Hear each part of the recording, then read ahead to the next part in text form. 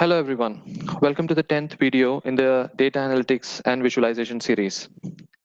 This is the third video that we are doing for box plots. In video number 8 and 9, we looked at the basics and we tried to see how we can do a box plot plus a violin plot, how we could highlight a particular value in a particular column from a box plot, so on and so forth, right? In this video, we're going to look at three specific things. The first one is how we could do faceting. And what I mean by faceting is how we could break the graph into specific components or specific values in that column. And the second one is we are trying to see if we can do a variable width on the box plot. And the width will vary based on the sample size of that column. And the last one is where we look at a continuous variable instead of looking at discrete variable. We'll try and cover each of these slowly so that we understand the concept very well. And let's get straight into the action. So I'm just going to run the first code here. I'll show you the graph and then we'll get into the code. So what you can see here is this is faceting, right? You have got fuel type legends D, E, P, and R mentioned to the mid right section of this plot, and you can see that every plot has the header as a fuel type. So you'll see the top left one having a fuel type is equal to D, the top right one has a E, bottom left one is a P, and bottom right one is an R. Now what faceting does is that you can get specific boxes for one type of value in a particular column, and that within that plot you can actually do an x and a y axis. So this is an interesting plot. If you want to do this, you can not just do it for box plot, but you could do it for histograms, violin plots, so on and so forth, right? So let's quickly look at the code.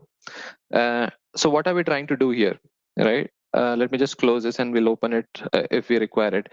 So we are going to use the MPG dataset. It's the same dataset we have been using all over.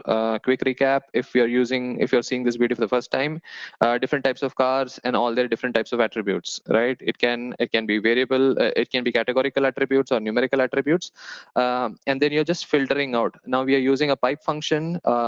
If you're watching this video for the first time in the series, you should watch videos 5, 6, and 7 to understand the dplyr package. It is a very powerful package. It helps you sequentially write code.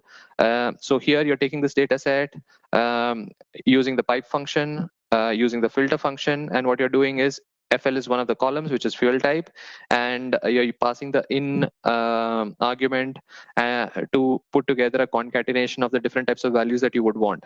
So there are many types of fuel types. You are just interested in D, E, P, and R, and that's the reason why you're just filtering out selective values in a particular column, and you're passing it on to the plot, right? So using another chain function or a pipe function, and then you're directly getting onto ggplot.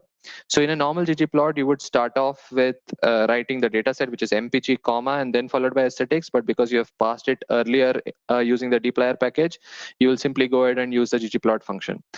In the aesthetics, you're passing x is equal to class, which is the subcompact, compact, pickup type of cars.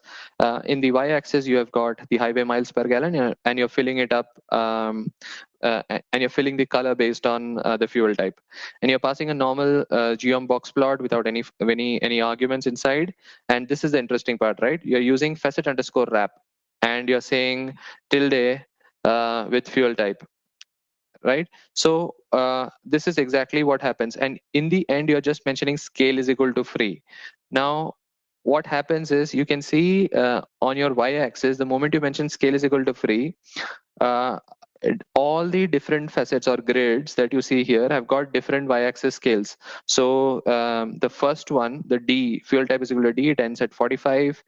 Fuel type is equal to E, ends at 17. So it actually dynamically understands what's the right grid so that the whole facet is covered with the graph, right? So let's say if you remove that part, if you remove this scale is equal to free part, and if you run the code again, and if you zoom this, what you'll get is you'll get a proportional data set here. Almost all of them end with 40, which means you can see how different type of fuel types and different, I mean, they vary with the different type of your car types. So you can see pickup, there's nothing there for pickup here in fuel types D and P.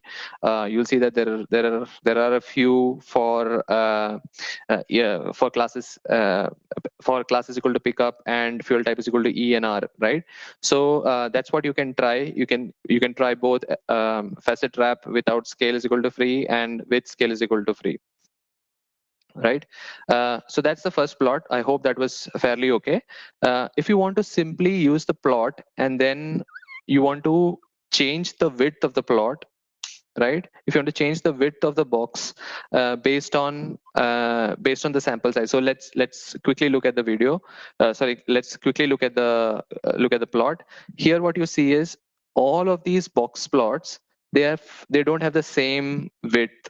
You can see two-seater and minivan. The width is very small, right? And you can see SUVs. The width is significantly high. So the width here entirely depends upon the number of data that you have, right? So this is a single view in which you can do two things. You can see how data is spread across your city miles per gallon, which is your numerical axis. It can also tell you how the proportion of data. So for example, do you have most number of SUVs? Or do you have most number of two-seaters? So you can see that the number of two-seaters are significantly lesser compared to SUVs, and that's the reason why SUVs are wider compared to the two-seater plot. I hope that was pretty straightforward, right? Now, very quickly, looking at the last graph here, right? So what are we doing here? If you closely look at the plot, if you look at the bin axis or x-axis here, you can see that it is divided into widths of 5, and then you have got overlaps as well, right? So both your x-axis and y-axis seem to be continuous variables and not discrete variables. As not one of them is categorical variable. So how do you do that? It's fairly simple. You'll pass on the MPG data set, and then you just create a new column called as bin.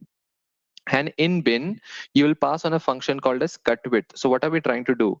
We are going to cut the highway column, right, which is this column in MPG, the highway miles per gallon, and you can see that highway goes from somewhere between 10 to 45, right? So you're going to cut that with width is equal to 5 and boundary is equal to 0. So it's like it's not like 10 to 14 and 15 to 20. It's 10 to 15, 15 to 20 for easier readability, right? So the moment you cut this and you pass it on to a bin variable, it actually helps you